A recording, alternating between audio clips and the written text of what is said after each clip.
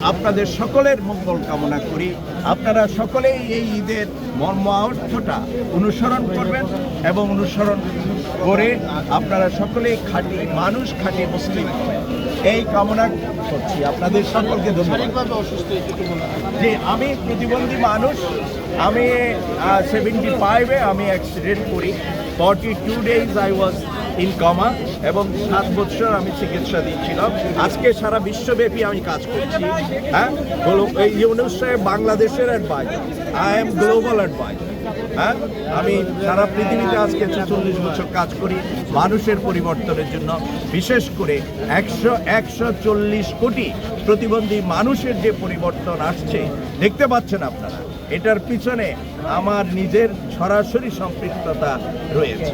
সারা পৃথিবীতে, বাংলাদেশেও আছে। পরিচয়, আমার নাম আব্দুল সত্তার দুলাল।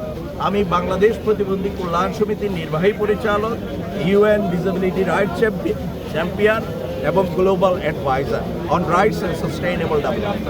আপনাদের ধন্যবাদ। আপনাদেরকে ওই